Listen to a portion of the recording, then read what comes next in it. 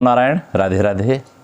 श्रीमद् भगवद गीता के तृतीय अध्याय कर्म योग में भगवान ने 10वें श्लोक में अर्जुन से कहा है कि हे अर्जुन, सहयज्ञा प्रजा सृष्ट्वा पुरोवाच प्रजापति अनेन प्रसवेशधमेशवोस्तिष्ठ कामधुको। अगर इसका अर्थ निकालें तो भाव आता है कि प्रजापति ब्रह्मा जी ने सृष्टि के अनादि आदिकाल में कर्तव्य कर्मों के विधान सहित प्रजा माने मनुष्य आदि की रचना करके उसमें प्रधानतया मनुष्यों से कहा कि तुम लोग इस कर्तव्य के द्वारा सबकी वृद्धि करो और यह कर्तव्य कर्म रूप यज्ञ है, तुम लोगों को कर्तव्य पालन की आवश्यक सामग्री प्रदान करने वाला हो। इसके भावार्थ को अगर समझा जाए तो यह बात समझ में आती है। ब्रह्मा जी प्रजा सृष्टि के रचयिता हैं एवं उनके स्वामी हैं, अतः अपने कर्तव्य का पालन करने के साथ वे प्रजा की रक्षा तथा उनके कल्याण का विचार भी करते रहते हैं। कारण कि जो जिसे उत्पन्न करता है उसकी रक्षा का पालन करना भी उसका स्वभाव होता है। ब्रह्मा जी प्रजा की रचना करते हैं, उनकी रक्षा में तत्पर रहते हैं, सदा उनके हित की बात सोचते हैं, इसलिए वे प्रजापति कहलाते हैं। सृष्टि अर्थात सर्ग के आरंभ में ब्रह्मा जी ने कर्तव्य कर्मों की योग्यता और विवेक सहित मनुष्यों की रचना की है। अनुकूल और प्रतिकूल परिस्थितियों का सदुपयोग कल्याण करने वाला है, इसलिए ब्रह्मा जी ने अनुकूल प्रतिकूल परिस्थितियों का सदुपयोग करने का विवेक साथ में देकर मनुष्य की रचना की। अन्य प्राणियों में विवेक नहीं होता, सत असत का विचार करने में असमर्थ पशु पक्षी वृक्ष आदि के द्वारा स्वाभाविक परोपकार कर्तव्य पालन होता है, किंतु मनुष्य को तो बहुत कृपा से विशेष विवेक शक्ति मिली हुई है। अतः यदि वह अपने विवेक को महत्व देकर अकर्तव्य न करे तो उसके द्वारा भी स्वाभाविक लोक हितार्थ कर्म हो सकते हैं। देवता ऋषि पितर मनुष्य गंधर्व अन्य पशु पक्षी वृक्ष आदि सभी प्राणी प्रजा हैं। इनमें भी योग्यता अधिकार और साधना की विशेषता के कारण मनुष्य पर अन्य सब प्राणियों के पालन की जिम्मेवारी है। कर्मयोग अनादिकाल से चला आ रहा है। भगवान कहते हैं कि यह कर्मयोग बहुत काल से प्रायः लुप्त हो गया था। मैंने फिर अर्जुन तुमसे ये बात चर्चा करी आज। मैंने ही नहीं प्रत्युत ब्रह्मा जी ने भी सर्ग के आदिकाल में कर्तव्य सहित प्रजा को रचकर उसको उसी कर्मयोग का आचरण करने की आज्ञा दी थी। तात्पर्य यह है कि कर्मयोग निस्वार्थ भाव से कर्तव्य कर्म करने की जो परंपरा है अनादिकाल से चली आ रही है, इसमें कोई नई बात नहीं कही जा रही है। परमात्मा प्राप्ति के जितने साधन बताए गए हैं वे सभी यज्ञ के नाम से जाने जाते हैं, जैसे द्रव्य यज्ञ, तप यज्ञ, योग यज्ञ, प्राणायाम आदि। प्रायः यज्ञ शब्द का अर्थ हवन से संबंध रखने वाली क्रिया वस्तु के नाम से ही लोगों के बीच आम जन में प्रसिद्ध है, परंतु गीता में यज्ञ शब्द शास्त्र विधि से की जाने वाली संपूर्ण विहित क्रियाओं का वाचक भी है। अपने वर्ण आश्रम धर्म जाति स्वभाव देश काल आदि के अनुसार प्राप्त कर्तव्य कर्म यज्ञ के अंतर्गत आते हैं और जो दूसरों के हित की भावना से किए जाने वाले सभी कार्य यज्ञ ही हैं। ऐसे यज्ञ का दायित्व मनुष्य पर ही है। अनेन प्रसविष्यस्त्वमेष वोस्तिष्ठ कामधुको। ब्रह्मा जी मनुष्यों से कहते हैं कि तुम लोग अपने अपने कर्तव्य के द्वारा सबकी वृद्धि करो, उन्नति करो। ऐसा करने से तुम लोगों को कर्तव्य कर्म करने में उपयोगी सामग्री प्राप्त होती रहे, उसकी कभी कमी न रहे। अर्जुन भी कर्म न करने में जो रुचि दिखाते हैं उसे दूर करने के लिए भगवान कहते हैं प्रजापति ब्रह्मा के वचनों से भी तुम्हें कर्तव्य कर्म करने की शिक्षा लेनी चाहिए। दूसरों के हित के लिए कर्तव्य कर्म करने से ही तुम्हारी लौकिक और पारलौकिक उन्नति हो सकती है। निष्काम भाव से केवल कर्तव्य पालन के विचार से कर्म करने पर मनुष्य मुक्त हो जाता है और सकाम भाव से कर्म करने पर मनुष्य बंधन में पड़ जाता है। प्रस्तुत प्रकरण में निष्काम भाव से किए जाने वाले कर्तव्य कर्म का विवेचन चल रहा है। जो चर्चा हम कर रहे हैं आपसे, कर्मयोग की दूसरों की सेवा तथा हित करने के लिए सदा ही तत्पर रहता है जो कर्मयोगी होता है। इसलिए प्रजापति ब्रह्मा जी के विधान के अनुसार दूसरों की सेवा करने की सामग्री, सामर्थ्य और शरीर निर्वाह की आवश्यक वस्तुओं की उसे कभी कमी नहीं रहती। उसको ये उपयोगी वस्तुएं सुगमतापूर्वक मिलती रहती हैं।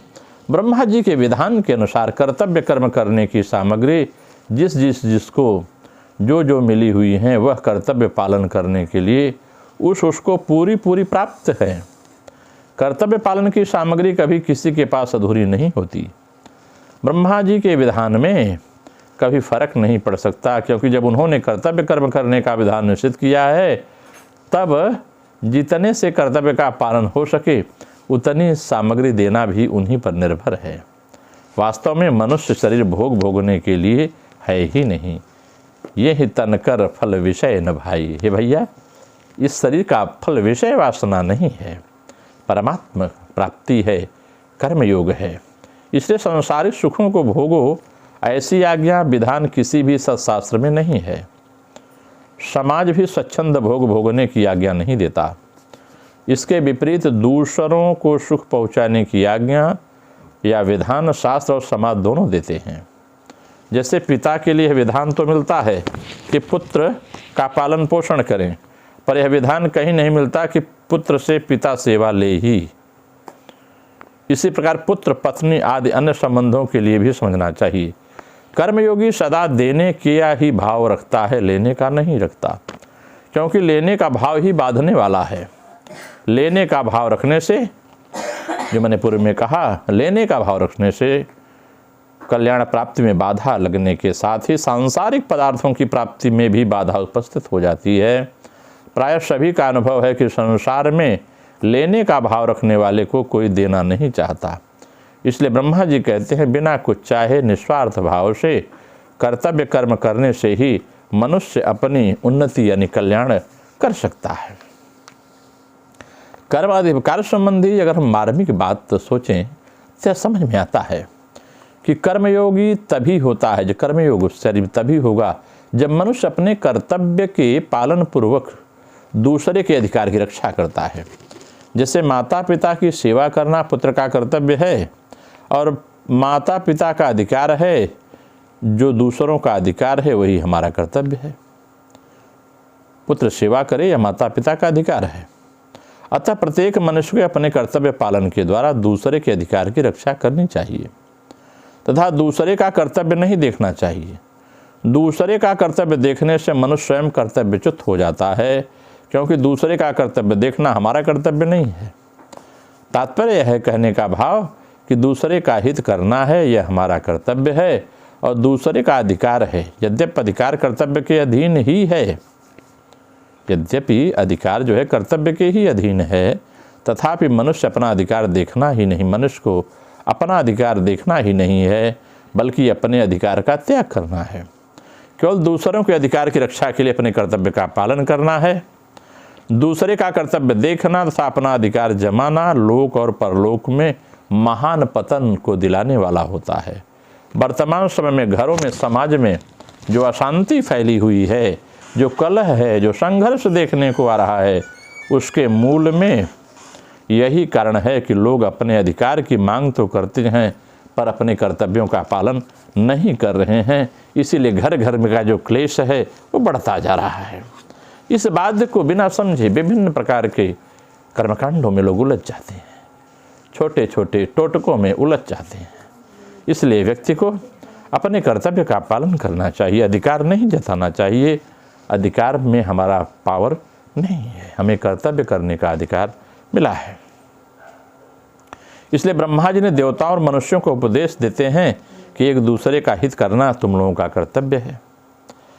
प्रायः यही बात समझ में आती है। यह सिद्धांत है कि जब तक मनुष्य अपने लिए कर्म करता है तब तक उसके कर्म की समाप्ति नहीं होती और वह कर्मों में बढ़ता ही जाता है। कृतकृत्य वही होता है जो अपने लिए कुछ भी नहीं करता। अपने लिए कुछ भी नहीं करने से पाप का आचरण भी नहीं होता, क्योंकि पाप का आचरण कामना के कारण ही होता है अतः अपना कल्याण चाहने वाले साधक को चाहिए कि वह शास्त्रों की आज्ञा के अनुसार फल की इच्छा और आसक्ति का त्याग करके कर्तव्य कर्म करने में तत्पर हो जाए। फिर कल्याण तो स्वयं सिद्ध है। अपनी कामना का त्याग करने से संसार मात्र का हित होता है। जो अपनी कामना पूर्ति के लिए आसक्ति पूर्वक भोग भोगता है वह स्वयं तो अपनी हिंसा करता ही है, साथ ही जिसके पास भोग सामग्री का अभाव है उनकी भी हिंसा करता है अर्थात दुख देता है। कारण कि भोग सामग्री वाले मनुष्य को देखकर अभावग्रस्त मनुष्य को उस भोग सामग्री के अभाव का दुख होना स्वाभाविक है। इस प्रकार स्वयं सुख भोगने वाला व्यक्ति हिंसा से कभी बच नहीं सकता। ठीक इसके विपरीत परमार्थिक मार्ग पर चलने वाले व्यक्ति को देखकर दूसरे को स्वतः शांति मिलती है, क्योंकि परमार्थिक संपत्ति पर सबका समान अधिकार है। निष्कर्ष यह निकलता है कि मनुष्य कामना आसक्ति का त्याग करके अपने कर्तव्य कर्म का पालन करता रहे तो ब्रह्मा जी के कथनानुसार वह परम कल्याण को अवश्य प्राप्त हो जाएगा, इसमें कोई संदेह नहीं है। यहाँ परम कल्याण की प्राप्ति मुख्यतया से मनुष्य के लिए ही बताई गई है, देवताओं के लिए नहीं। कारण कि देवयोनि अपना कल्याण करने के लिए ही नहीं बनाई गई है। मनुष्य जो कर्म करता है उन कर्मों के अनुसार फल देने, कर्म करने की सामग्री देने तथा अपने अपने शुभ कर्मों का फल भोगने के लिए देवता बनाए गए हैं। वे निष्काम भाव से कर्म करने की सामग्री देते तो ऐसी बात नहीं है, परंतु उन देवताओं में भी अगर किसी में अपने कल्याण की इच्छा हो जाए तो उनका कल्याण होने से मना नहीं है। अर्थात अगर कोई अपना कल्याण करना चाहे तो कर सकता है। जब पापी से पापी मनुष्य के लिए भी अपना उद्धार करने की मनाही नहीं है तो देवताओं के लिए क्यों? कहते हैं जो कि पुण्य योनि है अपना उद्धार करने की मनाही कैसे हो सकती है? ऐसा होने पर देवताओं का उद्देश्य भोग भोगने का ही रहता है, इसलिए प्रायः अपने कल्याण की इच्छा नहीं होती। अगर इस श्लोक की हम क्रिया योग के माध्यम से आध्यात्मिक व्याख्या करें तो यह बात समझ में आती है कि ब्रह्मा जी ने जीव की सृष्टि करके उसके साथ श्वास प्रश्वास, श्वास का लेना श्वास का छोड़ना रूपी यज्ञ या कर्म को जोड़ दिया है और यह कह दिया कि इस यज्ञ के द्वारा तुम लोग उत्तरोत्तर वृद्धि को प्राप्त करो। जीव का अवलंबन ही श्वास प्रश्वास है, श्वास का लेना और श्वास का छोड़ना है। इस श्वास प्रश्वास के होने के कारण ही हमारे सारे कार्य का संपादन हम कर सकते हैं। यही जीवन दीप की बाती है। इसके न रहने पर संसार सुख आराम सब शून्य हो जाते हैं। यह हुई संसारिक भोग संबंधी बात। और संसार सागर को पार करने की तरणी भी यही शरीर है। श्वास प्रश्वास ही जीव का मंत्र है। यह श्वास प्रश्वास ही मंत्र है। कबीर ने कहा है कि बिनु हाथे निस दिन फिरे ब्रह्म जापत होय। हम श्वास प्रश्वास के द्वारा निरंतर ब्रह्म का जाप करते हैं। श्वास की माला को हाथ से नहीं फेरना पड़ता। गीता के चतुर्थ अध्याय में इसी प्राण यज्ञ का उल्लेख किया गया है। इस प्राण यज्ञ के द्वारा ही यथार्थ उन्नति प्राप्त होती है। सांसारिक उन्नति तो सामान्य उन्नति है, उसके द्वारा केवल शरीर आदि के भोगादि प्राप्त होते हैं, परंतु कैवल्य लाभ मुक्ति की प्राप्ति भी प्राण यज्ञ के अनुष्ठान के द्वारा ही होती है। अतः प्राणयुक्त ही कामधेनु के समान कार्य करता है। जो प्राण यज्ञ का करने वाला प्राणी है वह कामधेनु के समान कार्य करता है। इसके द्वारा ही जीवन के परम लक्ष्य की प्राप्ति होती है। इस यज्ञ के द्वारा ही त्राण मिलता है। यज्ञास्ता रहती प्रजा, यही यज्ञेश्वर हुए विष्णु और प्राण हुआ यज्ञ। मरुतस्य लयोनाथ, इस प्राणवायु उसके प्रभु या ईश्वर हुए लय या स्थिरता। असीम स्थिरता ही यज्ञेश्वर का रूप है। इसके द्वारा ही परमात्मा के साथ जीव एक चित्तता होती है तथा इसी से ज्ञान या मुक्ति होती है। योगाभ्यास के द्वारा ही मन के द्वारा योगाभ्यास जब हम करेंगे तो ज्ञान उत्पन्न होता है। आत्मा के साथ चित्त की एकाग्रता का नाम, आत्मा के साथ हमारा मन एक हो जाए, चित्त एक हो जाए, इसका नाम ही योग है। आगे की कथा में फिर हम करेंगे। नमो नारायण। राधे राधे।